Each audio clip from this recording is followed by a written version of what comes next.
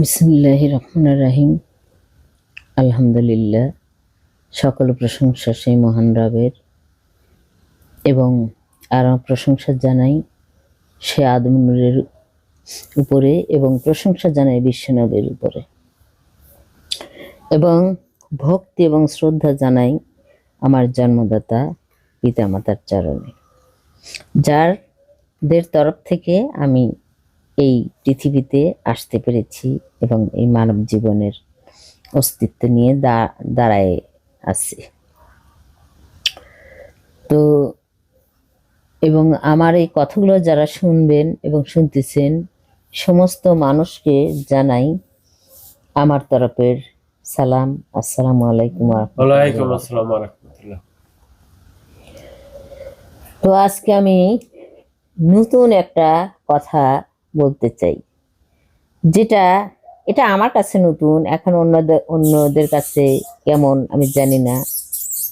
তবে এটা আমি অনেক কিতাব অনেক খুঁজেছি, সেখানে আমি দেখতে পাইনি। তবে যেখান থেকে এর মূল উৎস, আমার এই জ্ঞানের মূল উৎস, সেটা হচ্ছে আমার মুর্শিদ পিতা বা আদম নূর, তার তরফ থেকে এর সূচনা, আমার এই জ্ঞানের এই সূচনা। তো আজকে আমি এই যে প্রত্যেকটা ধর্মে তাদের যে একটা বিশেষ কারণে এই প্রদক্ষিণ করে, যেমন আমরা কাবা ঘরকে প্রদক্ষিণ করি, এবং এটা আমার মনে হয় সব ধর্মের মধ্যে একটা প্রদক্ষিণ করার একটা আছে, নিয়ম নীতি আছে। সেটা বৌদ্ধ ধর্ম বলেন, আর খ্রিস্টান ধর্ম বলেন, মুসলিম ধর্ম বলেন, এমন যেগুলো বড় বড় ধর্মে এবং অন্যান্য ধর্মের মধ্যেও আমি দেখেছি, এবং আদি জাতিদেরকেও দেখা গেছে যে তারা আগুনকে প্রদক্ষিণ করে ঘুরতেছে। তো আমাদের যে এই প্রদক্ষিণ আমরা করি হজে গিয়ে বা অন্যান্য ধর্মের মধ্যে যে প্রদক্ষিণ করে ঘুরি, এটার মূল রহস্যটা কি? এটার তো নিশ্চয়ই একটা রহস্য আছে, তাই নয় কি? তাহলে নিশ্চয়ই যে রহস্য আছে, সে রহস্য আমি অনেক দিন, আমার বয়স অনেকটাই হয়ে গেছে, তার মধ্যে আমি এখনো এই রহস্যর ভেদ আমি জানতে পারিনি। তবে ওই যে বললাম, আমার মুর্শিদ পিতা অর্থাৎ আদম নূর, তার তরফের যে জ্ঞান সে যে রেখে গেছে, সেই সূচনা থেকে আমি আজ সূচনা নিয়ে, জ্ঞান নিয়ে কিছু কথা বলতে চাই। সেটা হলো যে এই যে আমরা যে কাবা ঘর ঘুরি, এটা আমাদের ধর্মেই আমি বলি, তাহলে আমার মনে হয় ভালো হবে। অন্য ধর্মের সাথে সংযোগ লাগবে, তবে আমাদেরটা নিয়ে আমি বলতে চাই, মুসলিম ধর্ম আর কি। তা আমরা যে কাবা ঘর ঘুরি, এটার তো একটা বিশেষ কারণ আছে। তো এই ঘূর্ণাকারটা আমরা লক্ষ্য করলে দেখব যে সমস্ত ধর্মে শুধু না, এটা প্রত্যেকটা বিষয়ে, যেমন আমাদের পৃথিবী ঘুরে, সূর্য ঘুরে, চন্দ্র ঘুরে, গ্রহ নক্ষত্র ঘোরে, এই যে ঘোরে, এবং মাতৃগর্ভের সন্তানও ঘোরে। এমনকি আমাদের যে সৃষ্টিরা, এরাও সেই ঘূর্ণাকারের মধ্যে পড়ে তারা একবার চলে যাচ্ছে এই পৃথিবী থেকে, আবার পরবর্তীতে এই পৃথিবীতেই অন্য রূপ ধারণ করে আবার উঠে আসতেছে। তো এটা একটা ঘূর্ণাকার জগৎ, আল্লাহ পাকের সেই প্রথম থেকেই, এবং আমার মুর্শিদের তরফ থেকে জেনেছি যে স্বয়ং আল্লাহ পাক তিনিও যখন চেতনায় আসেন, তিনিও তখন ঘূর্ণায়মান হন, এবং সেই ঘূর্ণায়মান যত তিনি হতে পারেন, যত জোরে ঘূর্ণায়মান হতেছিলেন, তত তার আলো চারিদিকে ছড়িয়ে পড়ছিল। তাহলে এই ঘূর্ণায়মান একটা বিশেষ কারণ, যেটা আমরা আজও আমাদের জ্ঞানে বুঝে আসে নাই হয়তো। কিন্তু এটা আমাদের মুর্শিদ পিতার তরফ থেকে আমরা যদি একটু খেয়াল করি তাহলে দেখব যে তার এই কথার মধ্যে এই সূচনা রয়ে গেছে। সেটা কেমন, এবং অন্যান্য ধর্মেও যদি আমরা দেখি তাহলে দেখব যে এই ঘূর্ণায়মান কি, বা এই আসমান জগতে যে এরা ঘুরে এগুলোই বা কি। ওগুলোর সাথে আমাদের এই যে একটা মিল বন্ধন, এই প্রদক্ষিণ করার যে একটা মিল বন্ধন, এর সাথে আমাদের সেই সম্প্রীতি কি, সেটা কি আছে আমাদের সাথে। তো এখন যদি আমি আগে সেই আসমান জগতের গুলোই আগে বলে আসি, নইলে মিল হয়তো হবে কিন্তু বুঝতে অসুবিধা হবে। সেটা কেমন, আমার মুর্শিদ পিতা বলেছেন যে এই সমস্ত কিছু একসময় অন্ধকারের মধ্যে ছিল, নিমজ্জিত ছিল। তো তখন আল্লাহ পাকের যে নূর সেটা ক্ষুদ্রাকায় ছিল, এবং সেই নূর যখন নিজে থেকে চেতনা পায় তখন সে এতই জোরে ঘুরতে থাকে, ঘুরতে ঘুরতে ঘুরতে ঘুরতে তার বিশালতা অপরিসীম হয়ে যায়, এবং সেই অন্ধকার হালকা পাতলা হয়ে যায়, এবং তার মধ্যেই এই নূরিতনেরা ছিল, অর্থাৎ তাদেরও নূর ছিল এবং জীবনের শক্তি ছিল, কিন্তু তারা সেই অন্ধকারের মধ্যে অচেতন অবস্থায় ছিল। কিন্তু যখন আল্লাহ পাকের সেই তার নূর যখন প্রকাশ হলো তখন তাদের চেতনা ফিরে আসলো। ফিরে আসার পর তারা সেই অন্ধকার জগতেই রয়ে গেল, তারা কিন্তু আর সেই আল্লাহ পাকের মধ্যে আসতে পারল না। এটা হলো সেই অতীত জগতের মূল বিষয়বস্তু, যেটা আমরা মুর্শিদ বাবার থেকে শুনেছি। তো এখন আমরা দেখলাম মুর্শিদ বাবারই আরো কথা থেকে যে সেই অতীত থেকে যাদেরকে নূরিতন বলা হয়, সেই নূরিতনদেরকে নিয়ে এসে, অর্থাৎ ফেরেশতা, মানে ধার্মিক যে নাম তাদের, সেই হিসেবে তাদের নাম হচ্ছে ফেরেশতা। তো সেই ফেরেশতাদের নিয়ে এসে আদমের আলাইহিস সালামকে আল্লাহ পাক তৈরি করেন, এবং তার সাথে তাকে সংযুক্ত হতে বলা হয়, এবং সেই আদম আলাইহিস সালামকে তাদেরকে মেনে নিতে বলা হয়, এবং তার মাধ্যম দিয়ে, আদম আলাইহিস সালামের মাধ্যম দিয়ে সেই ফেরেশতাগণের তরফ থেকে যে নিয়ে আসা হলো সৃষ্টির জাতিকে, তাদেরকে এই মানুষ রূপে আনা হলো। কেন আনা হলো?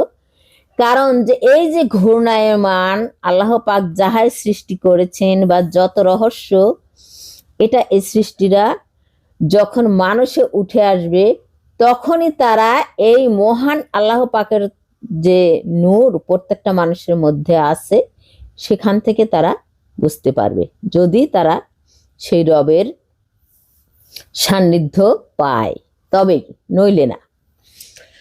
তো এখন মূল কথা হচ্ছে যে অন্য অন্য ধর্মে যারা ঘূর্ণায়মান, তাদের সেই বিশেষ কোনো কিছুকে লক্ষ্য করে তারা যে ঘুরে, আর আমরা যে আমাদের কাবা গৃহকে প্রদক্ষিণ করি, এটা কিন্তু সম্পূর্ণ বিষয়বস্তুও আলাদা এবং তার বস্তু বিশেষও আলাদা। যেমন আমাদের কাবা ঘরকে ঘুরি, ওরা এক একজন এক একটা নিয়ে ঘোরে।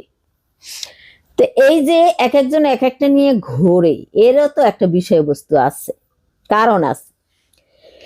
তো সেই কারণটা হচ্ছে আগের যারা আমাদের নবী করিম সাল্লাল্লাহু আলাইহি সাল্লামের আসার আগে যারা ছিল, অর্থাৎ বৌদ্ধ ধর্মের যে ঘুরে, সেটা একটা জিনিস।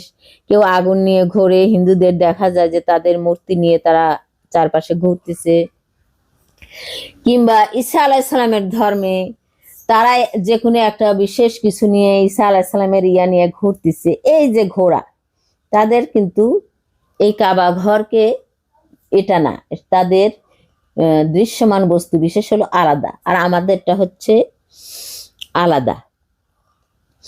তো এখন এই যে আলাদা বস্তু বিশেষ, তাহলে এবার আমরা আবার সেই অতীতে ফিরে যাই। সেখানে আমরা দেখেছি যে সে অন্ধকারের মধ্যে এই নূরিতনেরা আছে। এবার বৈজ্ঞানিক মতে আমরা চলে আসি।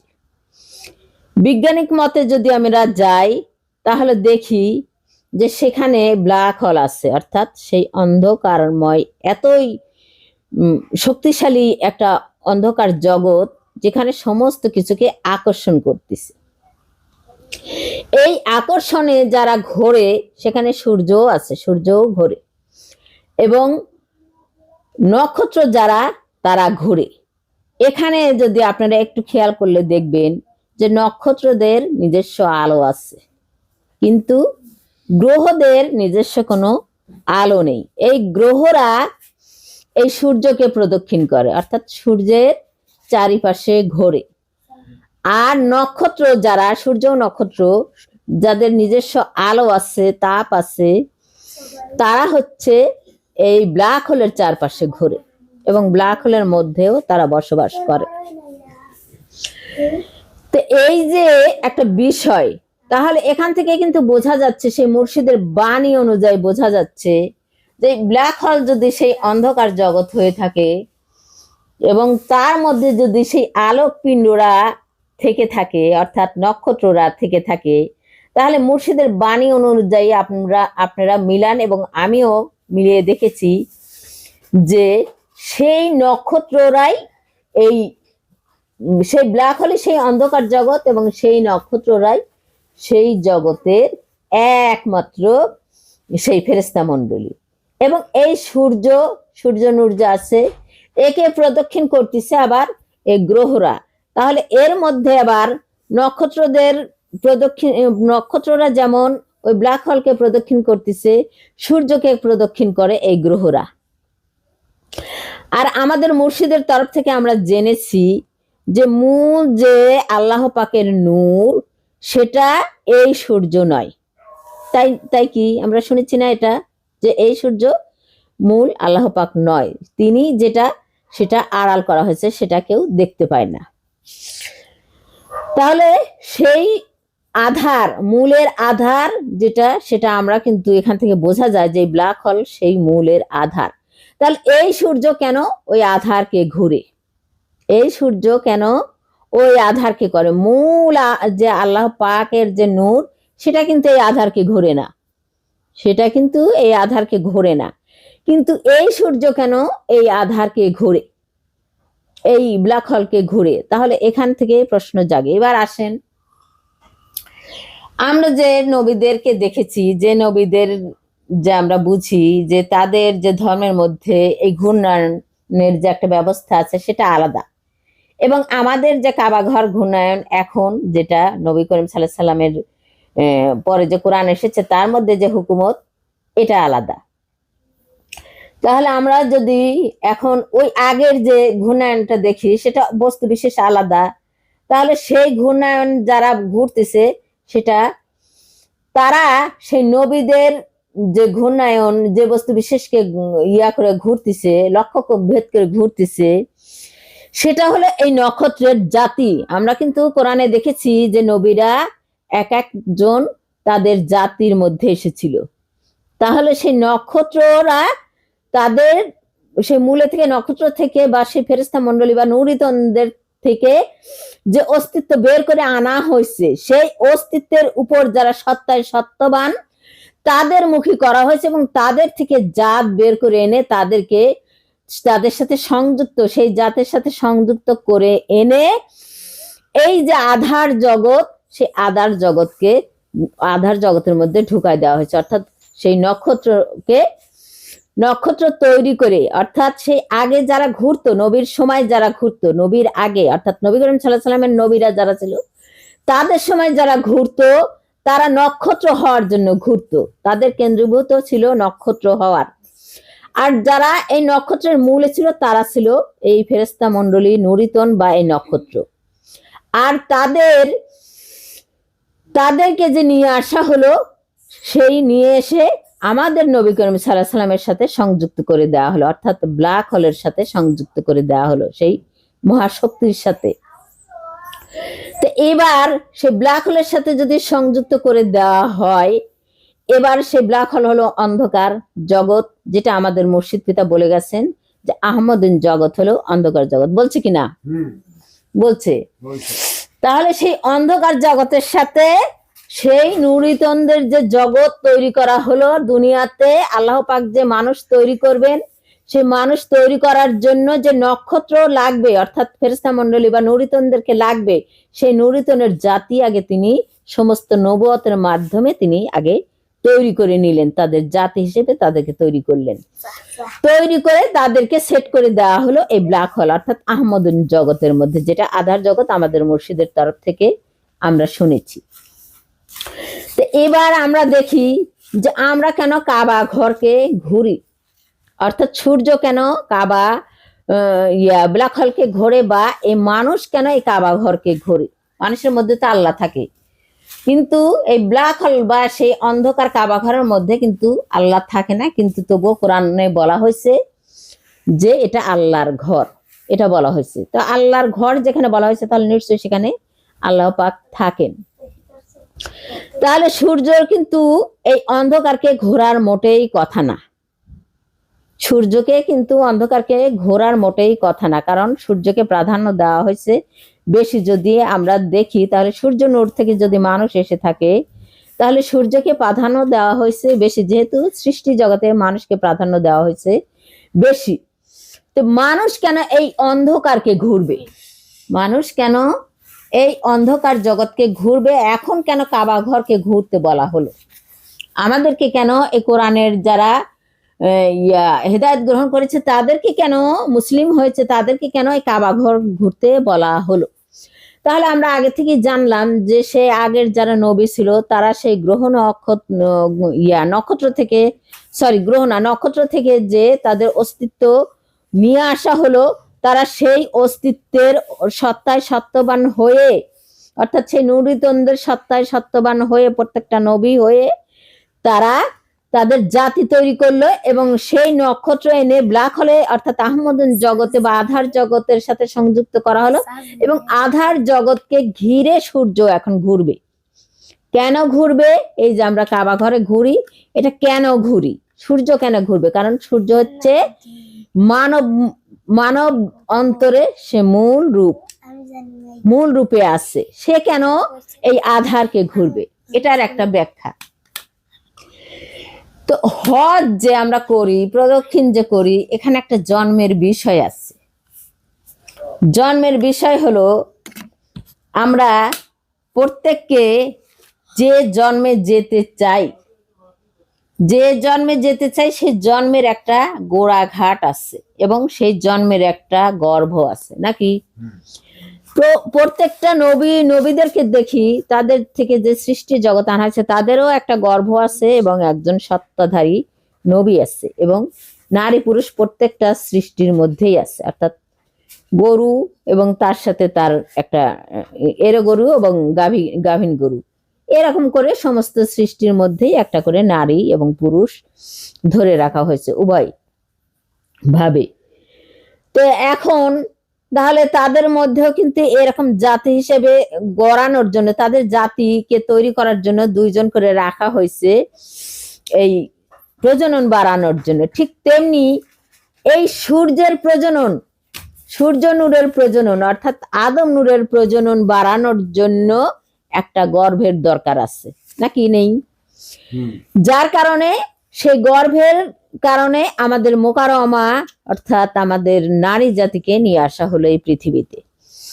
তাহলে নারী জাতিকে যদি নিয়ে আসা হয়, তাহলে এখানে আমরা যদি দেখি ব্ল্যাক হোল অর্থাৎ আহমদুন হচ্ছে মূল সেই নারী অস্তিত্বে, যার মধ্যে থেকে বের করা হলো সেটা হচ্ছে আহমদুনের জগৎ অর্থাৎ মূল জগৎ, মূল আধারের জগৎ।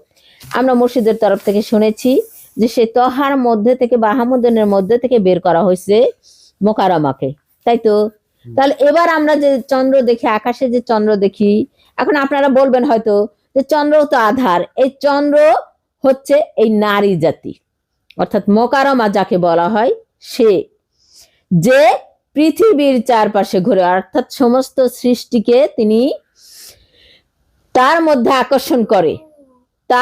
আকর্ষণ করে নিয়ে তিনি এই মানব জাতি অর্থাৎ এই সূর্যের সাথে তাদেরকে সংযুক্ত করে তিনি এই মানব হিসেবে তাদেরকে গড়ে দিয়ে বের করে দিচ্ছে দুনিয়াতে, তাই তো।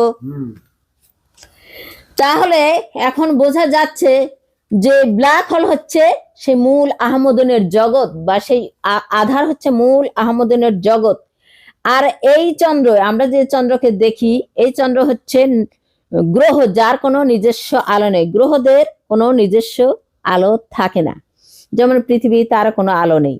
তো পৃথিবীর চারপাশে প্রদক্ষিণ করে এই চাঁদ, অর্থাৎ এই আধার জগৎ, যাকে ওই মূল আধার থেকে বের করে এনে এখানে এই আধার প্রতিষ্ঠিত করা হয়েছে, এই চন্দ্রকে। এই চন্দ্র আবার এই পৃথিবীর চারপাশে ঘোরে। এই কারণে পৃথিবীর মধ্যে যে সমস্ত নক্ষত্র থেকে জাতি বের করে এনে এখানে রাখা হয়েছে, সেই জাতিকে এই চাঁদ আকর্ষণ করে। অর্থাৎ এই নারী জাতি তার খাদ্যকণার ভিতর দিয়ে সে তার গর্ভে ধারণ করে। গর্ভে ধারণ করার পর এই মানব জাতির যখন সূর্য থেকে নূর যায়, অর্থাৎ আদম নূর থেকে কোনো নূর যায়, সূর্য নূর যায়, সেটা যাওয়ার পর এখন দেখেন, আপনারা মিলায়ে দেখেন যে গর্ভগৃহে যখন যায় এই সূর্য নূর, সে দেখেন তো সেই আহমদন জগৎ, অর্থাৎ সেই অন্ধকার জগৎ, যেখানে গর্ভ বলা হয়, নারী গর্ভ, সেই গর্ভের চারিপাশে ঘোরে কিনা। তে আদমের তরফ থেকে যেটা যায় সেটা তো সূর্য নূরই, নাকি অন্য কিছু যায়? আল্লাহ নূর না? আল্লাহ নূর দিনী নূর না? তাহলে দিনী নূর কি সূর্য নূর না? এটা মুর্শিদ আমাদের বলে নাই যে সূর্য নূর হচ্ছে দিনী নূর? তাহলে এই দিনী নূর যখন আদমের মধ্যে থেকে বের হয়ে যাচ্ছে মায়ের গর্ভে, দেখেন সেই মায়ের গর্ভটা হলো অন্ধকার সেই জগৎ। সেই জগৎকে এই সূর্যের অর্থাৎ শুক্রাণু গিয়ে এই মাতৃগর্ভের চারপাশে ঘুরে, যেমন কাবা ঘরের চারপাশে মানুষেরা ঘোরে, তাই তো? কাবা ঘর হচ্ছে সেই আহমদন জগতের একটা নকশা, যেটা দেখানো হয়েছে ওখানে, যে তোমরা এর চারপাশে ঘুরো। ঘুরলে পারে দেখো যে কাবা ঘরের সাথে ওই যে আসওয়াদ পাথর লাগানো আছে না, এটা হচ্ছে সেই নারীর সেই মহরত, যেটাকে মহরত বলা হয়। নারীর যেটা, যে দরজা দিয়ে ঢুকে একজন আত্মা, সে গিয়ে সেই গর্ভের মধ্যে গিয়ে তার সমস্ত অস্তিত্ব নিয়ে সে অস্তিত্ববান হয়, একজন মানুষ হয়। এটা হচ্ছে সেটা। তো এটাই হলো এই কাবা ঘর যে ঘূর্ণাকার করতেছে, এটা হলো সূর্য ঘোরার সেই ঘর।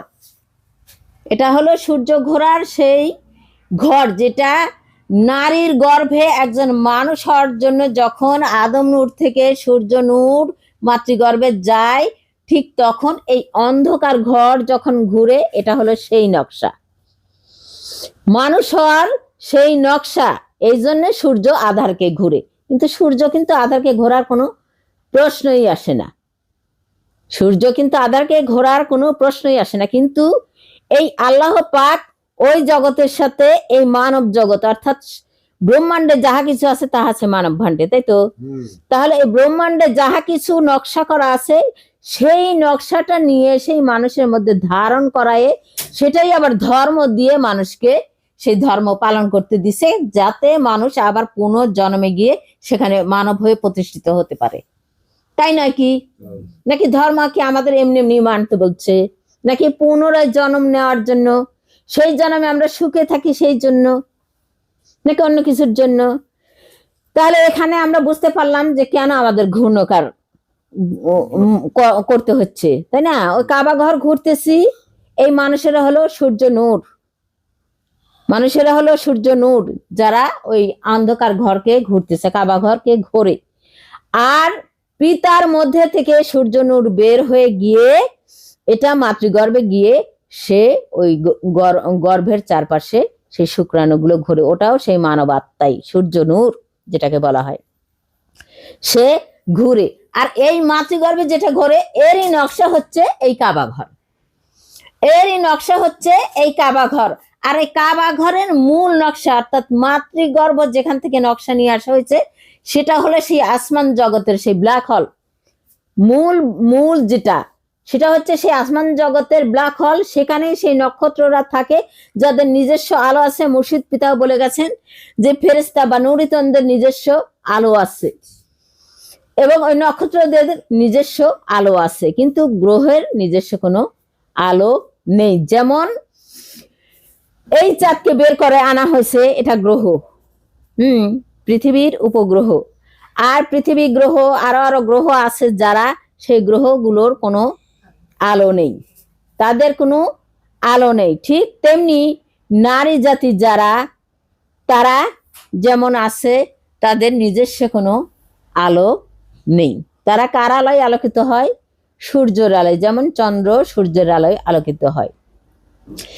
ওই আসমান জগতে যে সূর্য বের করে আনা হয়েছে, সেটা মানব অস্তিত্বের যে আত্মা হিসেবে কাজ করবে, সেই সূর্য, অর্থাৎ আদম নূরের মূল নূর, যেটাকে বলা হয় দিনী নূর, দিনী নূর যেটা। আবার কিন্তু এই সূর্য আত্মা হিসেবে কাজ করতেছে নবী করিম সাল্লাল্লাহু আলাইহি সাল্লামের। এটা তো আমাদের মুর্শিদ বলছে না।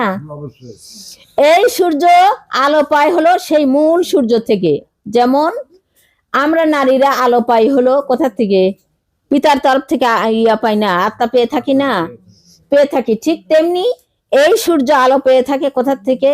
সেই মূল আল্লাহ থেকে। কিন্তু মূল আল্লাহ থেকে পেলেও এই এই যে সূর্য, এই সূর্য নিজেই আলোকের একটা, আলোকপিণ্ডের একটা বল। কিন্তু আধার, যে প্রকৃত আধার, সে হচ্ছে চন্দ্র।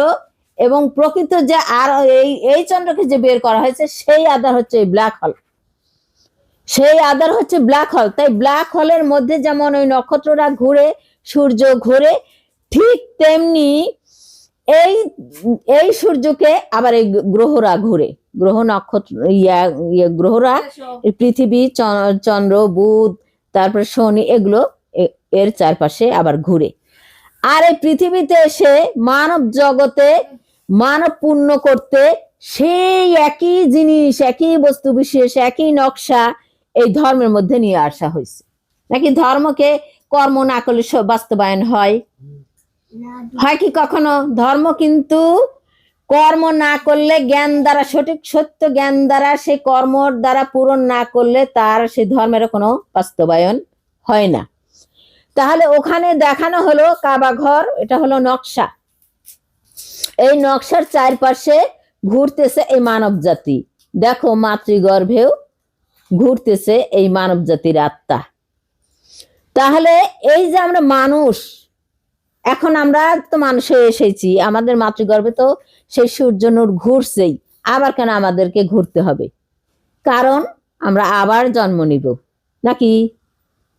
আমরা আবার জন্ম নিব এখানে মরার পর। পরবর্তী, আমাদের মুর্শিদ পিতা বলছে না যে পরবর্তী আমাদের আবার এখান থেকে যদি আমরা এটা না করে যাই, ধর্ম ধারণ করে না যাই, নিজের কর্ম দ্বারা, নিজের জ্ঞান দ্বারা, নিজের অস্তিত্ব দ্বারা যদি ধর্ম ধারণ করে না যাই, তাহলে আমরা কোনোদিনও আবার পুনরায় এই মানব জন্মে আসতে পারবো না।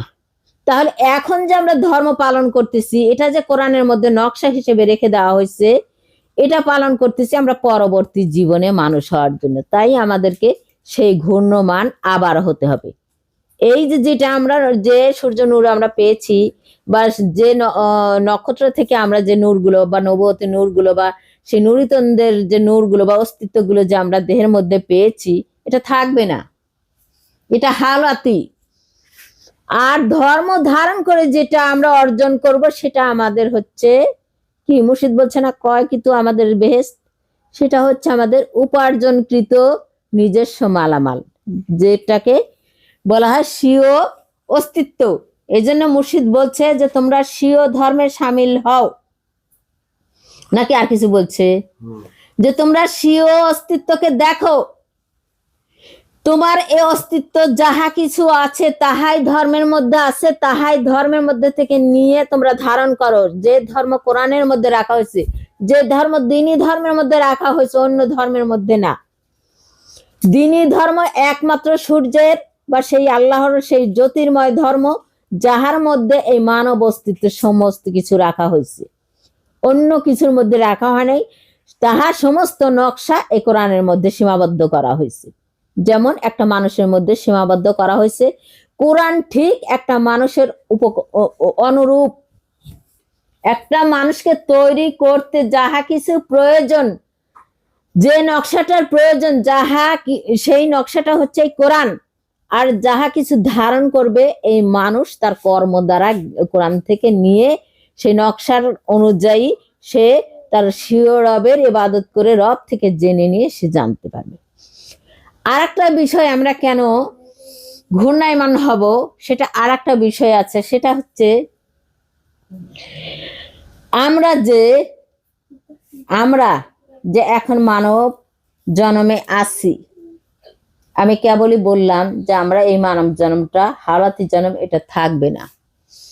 তো আমাদের একটা মূল আছে না, রব শক্তি আমাদের মূল একটা আছে না।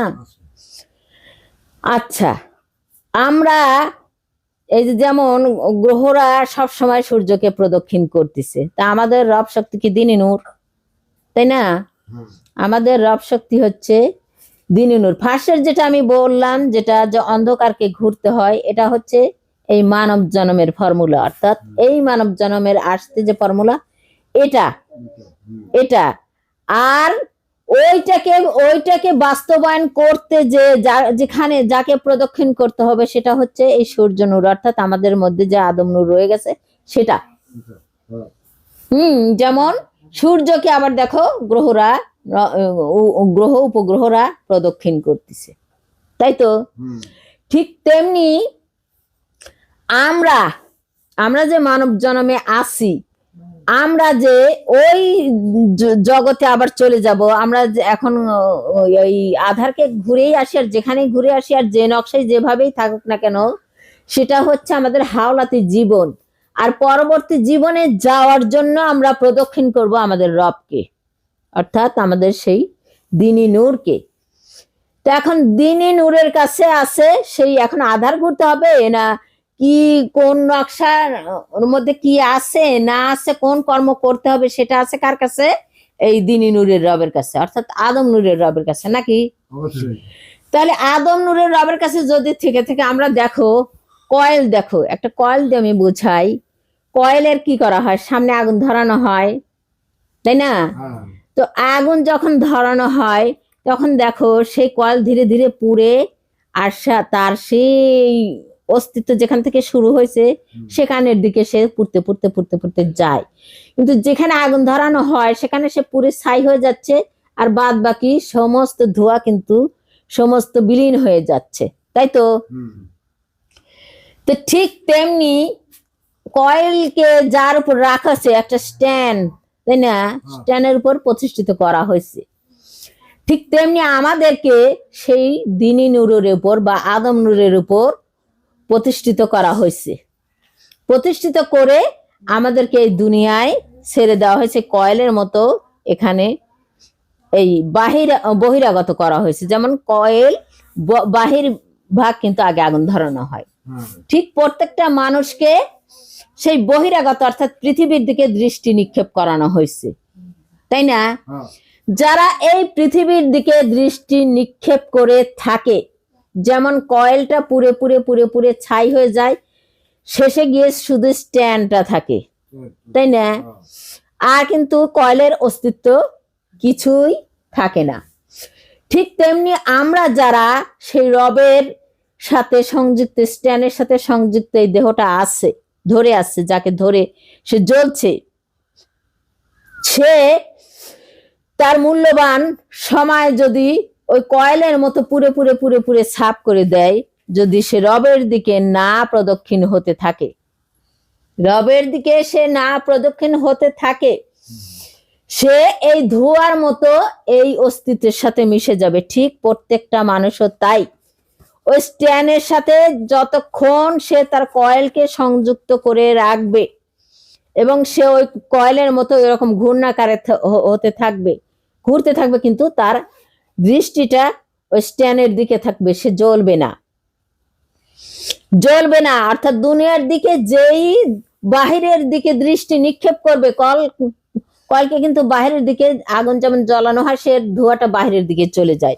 তেমনি আমাদের দৃষ্টিটা, আমাদের মনের যে অন্তরের যে খেয়ালটা বা আমাদের চাওয়া পাওয়াটা, আমাদের ইচ্ছাটা, আমাদের ভাবনাটা আমরা যদি আমাদের স্ট্যান্ড অর্থাৎ আমাদের সেই রবের দিকে প্রদক্ষিণ না করাই, তার ধ্যান খেয়ালে না থাকি, তাহলে ওই যে বাহিরের দিকে যদি দৃষ্টি নিক্ষেপ করে থাকি দুনিয়ার বাহিরের দিকে, তাহলে ঠিক আমাদেরকে ওই রকম আগুন ধরায় দেওয়া হবে।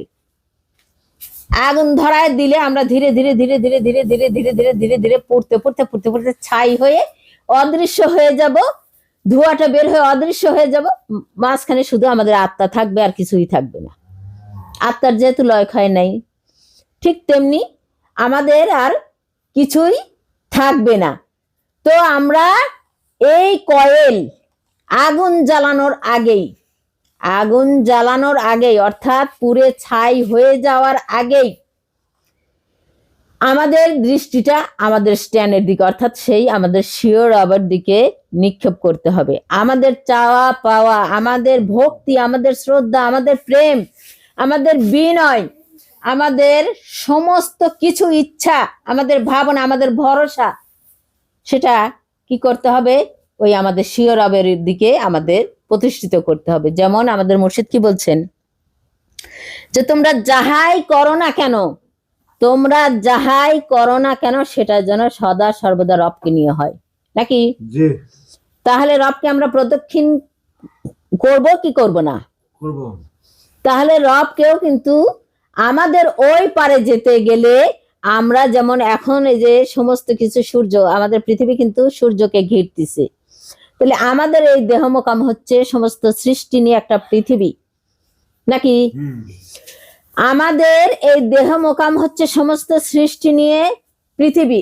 এই পৃথিবী যদি সেই সূর্যকে অর্থাৎ আমাদের মধ্যে যে আদম নূর তরফ থেকে যে সূর্য আসলো সেই সূর্যকে প্রদক্ষিণ না করে, তাহলে আমাদের অবস্থা ঠিক ওই কয়েলের মতো পুড়তে পুড়তে পুড়তে পুড়তে শেষ হয়ে যাব। শেষে ওই আত্মা শুধু থাকবে, সে যেখানকারটা সেখানে ফিরে চলে যাবে, আমাদের অস্তিত্ব বলতে কিছু থাকবে না। তাহলে এবার বোঝা গেল কেন আমরা কাবা ঘরকে ঘুরতেছি। এই কারণে, কারণ কাবা ঘর হলো একটা ঘূর্ণায়মান করার হলো একটা নকশা। আমাদের পুনরায় যদি আমরা মানবে যেতে চাই, সেই একটা নকশা। এই নকশার মূল ঘূর্ণাকারের যে কারণ সেটা আছে হলো ওই আমাদের ওই দ্বীন-ই নূরের কাছে, সেখান থেকে আমাদের জানতে হবে। তাই আমাদের প্রথম ঘূর্ণাকারের যেটা ছিল সেটা আমরা মাতৃগর্ভে ঘুরে এসেছি, এটা আল্লাহর তরফ থেকে হয়ে গেছে, এটা নিয়ে আমাদের আর কোনো চিন্তার বিষয় না। এখন চিন্তার বিষয় হচ্ছে আমরা পরবর্তী জন্মে যে যাব, সেই যে আমি অন্ধকারকে ঘুরবে সেই সূর্য নূর, এবং সেই ঘুরে যেটাকে আমাদের মুর্শিদ ভাষায় কোরআন ফানা বলা হয়েছে, কর্ম যদি আমি দেখাই তাহলে সেটাকে কোরআন ফানা বলা হয়েছে, কি জান? ঠিক না? যেটা কোরআন ফানা, সেই কোরআন ফানার মূল ভেদ তত্ত্ব যদি জানতে চাই, তাহলে আমাদের সর্বপ্রথম আগে ঘূর্ণায়মান হতে হবে আমাদের রবের, অর্থাৎ রশি সদা সর্বদা তার ধরে থাকতে হবে, এবং তার প্রতি আমাদের দৃষ্টি, আমাদের ইচ্ছা, আমাদের ভক্তি, আমাদের প্রেম, আমাদের শ্রদ্ধা, এক কথায় সমস্ত কিছু তার দিকে আমাদের লক্ষ্য রাখতে হবে। যখন লক্ষ্য রাখবো তখন আমাদের মধ্যে, যখন ওই যে আল্লাহ প্রথম দিকে যেমন ঘুরতে ঘুরতে ঘূর্ণায়মান হয়ে তার জ্যোতি প্রকাশ করেছিল এবং সমস্ত ফেরেশতা মণ্ডলী তখন আলোকিত হয়ে গেছিল, অন্ধকার পাতলা হয়ে গেছিল, তাই তো? ঠিক তেমনি আমাদের ধ্যান সাধনের দ্বারাই আমাদের সেই রবের যে প্রকাশ, আমাদের সেই বীজ মন্ত্র যেটাকে আমরা কালেমা বলি, সেই কালেমার দ্বারাই যখন আমরা ধ্যান সাধন করতে থাকবো, তখন আমাদের সেই নূর সে ঘূর্ণায়মান হবে। রব, শিও রব, সে ঘূর্ণায়মান হলে আমাদের অল বডির মধ্যে তার দ্বীন-ই নূর প্রকাশ হবে। যখন প্রকাশ হবে তখন আমরা সমস্ত কিছু জানতে পারবো। ওই যে ওই ঘূর্ণায়মান অর্থাৎ কাবা ঘরকে কেন আমাদেরকে ঘুরতে হবে, যেটা আমরা মায়ের গর্ভে সূর্য ঘুরে আসছে এবং সেটা আবার দুনিয়ায় ঘুরতেছে, যেটা আমরা মায়ের গর্ভে সেই গ্রহ নক্ষত্র নিয়ে যেমন আমাদের অস্তিত্ব গড়ন হয়েছে, যেটা এই নক্ষত্রদেরকে আদায় করতে বা তাদের স্থাপিত করতে বা তাদের অস্তিত্ববান হতে যেমন নবীরা করেছে, ঠিক তেমনি আমাদের মধ্যেও সেই স্থাপনা, সেই সমস্ত ভেদ রহস্য জানার জন্য আমাদেরকে ঘূর্ণায়মান হতে হবে। এখন রবের চারিপাশে কয়েলের মতো স্ট্যান্ডের সাথে যদি আমি লেগে থাকি তাহলে আমি আর আলোটা জ্বলবে, যদি আমি পড়ে যাই তাহলে আলোটা নিভে যাবে। এটা সত্য কথা। যদি আমরা সেই রবের সাথে আমরা লেগে থাকি তাহলে আমাদের মধ্যে সেই দিনী নূরের প্রদীপটা জ্বলবে, নইলে নিভে যাবে। তাই আমাদের ইচ্ছাটা এবং আমাদের ধর্মটা আগে সেই দিনী নূরের প্রতি নিক্ষেপ করা উচিত, লক্ষ্যভেদ করা উচিত, যেটা আমাদের মুর্শিদ পিতা বলে গেছেন। আমরা যারা অন্য যে ধর্মে যেমন ধর্মে পালন করি না কেন, আমাদের মূল লক্ষ্য আমরা যেটা অন্য কারো কাছ থেকে জানি নাই, যেটা কোরআন থেকে জেনেছি এবং মুর্শিদের তরফ থেকে জেনেছি, যে এই মানুষ থাকবে না। এই যে এই ইয়াটা কি বলে, হাদিসটা কিন্তু অনেক আগে আসছে যে মানব সুরত ছাড়া কোনো বেহেশত নাই, কিন্তু এটা কিন্তু কেউ দেখায় নাই আমাদের চোখে আঙুল দিয়ে কেউ দেখেন। এটা আমাদের মুর্শিদ পিতা দেখাইছেন যে যদি তোমরা মানুষই না থাকো তাহলে তোমাদের বেহেশতে কি আর দোজক হবে? বেহেশত থাকবে না সেখানে, তাহলে তোমাদের মানব অস্তিত্ব সেখানে থাকবে না, যারা দোজকবাসী হবে। এটা কিন্তু আমাদের মুর্শিদ আমাদের চোখে আঙুল দিয়ে তার জ্ঞানের দ্বারা আমাদেরকে পরিষ্কার বুঝাই দিচ্ছে, দ্বীনি নূরের জ্ঞানের দ্বারা। তাহলে আমরা বুঝতে পারলাম যে মানব অস্তিত্ব আমাদের থাকবে না যদি আমরা রবের সাথে সংযুক্ত হতে না পারি। তাই আগে আমাদের ঘূর্ণায়মান হতে হবে রবের, তারপরে আমরা রবের থেকে জ্ঞান নিয়ে আর বাদ বাকি গ্রহ আমাদের মধ্যে ধারণ করার যে জ্ঞান সেটাও রবের কাছে রয়ে গেছে, নক্ষত্র ধারণ করার যে জ্ঞান সেটাও রবের কাছে রয়ে গেছে, সমস্ত কিছুর জ্ঞান রবের কাছে রয়ে গেছে। তাই এই কোরআন ফানা বলো আর নবুয়ত ফানাই বলো বা গ্রহ নক্ষত্রর ফানাই বলো আর যেটাই বলো না কেন, এটা সমস্ত কিছুর রহস্যভেদ একমাত্র সেই আমাদের দ্বীনি নূর বা দ্বীনি রব বা আদম রব বা আমাদের স্বীয় রব যেটাকে বলে তার কাছে রয়ে গেছে। তোমরা ঘূর্ণায়মান হও সেই স্বীয় রবের চারিপাশে, নিশ্চয়ই তোমাদের সেই দ্বীনি নূরের প্রদীপ তোমাদের মধ্যে যখন প্রজ্বলিত হবে তোমরা সমস্ত কিছু দেখতে পাবা যে কোথা থেকে কোথায় কি হচ্ছে। তো এই বলে আমি আর বক্তব্য এখানে রাখতে চাই, আর বেশ কিছু বাড়াতে চাই না, অনেক টাইম হয়তো হয়ে গেছে। তো যারা বুঝবে নিশ্চয়ই এখান থেকে বুঝবে। আমি হয়তো কথা গুছিয়ে বলতে পারি না, এই কারণে হয়তো অনেকে বুঝতে হয়তো নাও পারে, যেহেতু কথাগুলো অনেক রহস্যমূলক কথা, নাও পারে। তাহলে যদি না বুঝে তাহলে নিশ্চয়ই আমাদের যে ভার্চুয়াল অনুষ্ঠান হয় শুক্রবারের দিন, সেদিন যদি কেউ জিজ্ঞাসা করার থাকে নিশ্চয়ই জিজ্ঞাসা করলে আমি তখন হয়তো যেখান থেকে জিজ্ঞাসা করবে সেখান থেকে বলার চেষ্টা করব। আমি আমার সেই দ্বীনি নূরের রবের তরফ থেকে, আমার তরফ থেকে নয়, যেহেতু সেখান থেকেই আমি সূত্র নিয়েছি, সেখান থেকে আমার জ্ঞানের তৈরি হয়, সেখান থেকে আমার জ্ঞানের সূচনা হয়। তাই আমি বলবো না যে আমার কোনো জ্ঞান আছে বা আমার তরফ থেকে আমি বলি। আমি আমার আত্মাকে সমর্পণ করেছি আমার সেই মহান রবের চরণে, তিনি আমাকে দিয়ে যাহা বলান আমি তাহাই বলি। তাই এই বলে আমি আমার বক্তব্য এখানে রাখবো। এবং রাখার আগে আরেকটা কথা বলে যাচ্ছি, সেটা হচ্ছে আমাদের মুর্শিদ পিতার জন্মদিন, সেটা 15ই জানুয়ারি না, 15ই জানুয়ারি রোজ বৃহস্পতিবার, এই যে সামনে আর 2 দিন আছে। তো আপনাদের সবাইকে এখানে করা হলো, আসবেন, এসে এখানে ওয়াজ নসিহত হবে, জ্ঞানের কথাবার্তা হবে, মুর্শিদের কথাবার্তা হবে, স্বীয় ধর্মের কথাবার্তা হবে, সেগুলো শোনেন, বুঝেন, জানেন। এবং আমরা যারা হেদায়েতি ভাই বোনেরা আছি সবাই একত্রিত হলে হয়তো আমাদের মনেও একটা শান্তির হিমেল বাতাস বইবে। এবং মুর্শিদ সেখানে আসেন, আমরা সেখানে গিয়ে যদি এক মুহূর্ত তার সে দাঁড়ায়, তাহলে এক মুহূর্তের জন্য হলে বা যতটুকু সময় থাকি না কেন সেই সময়ের জন্য হয়তো আমাদের অন্তরে কিছুটা হলেও অসীম শান্তির একটা আভাস পাবো। তাই তো সেই আভাসের জন্য যারা আমরা হেদায়েতি ভাই বোনেরা আছি তারা যেন আসি, এবং যারা হেদায়েতি না তারাও যেন এই ওয়াজ নসিহত এর মাধ্যমে যে জ্ঞান প্রকাশ করা হবে আদম নূরের এবং সত্য ধর্মের দ্বীনি নূরের বা কোরআনিক জ্ঞান যে প্রকাশ হবে, সেটা শুনে যদি তাদের মন কাঁদে তাহলে তারা হয়তো এখান থেকে নিশ্চয়ই আল্লাহর তরফ থেকে তারা মুক্তির দিশা পাবেন, দ্বীনি নূরের দিশা পাবেন। এই বলে আমি আমার বক্তব্য এখানে রাখতেছি। সবার প্রতি আমার সালাম, আসসালামু আলাইকুম ওয়া রাহমাতুল্লাহি ওয়া বারাকাতুহু।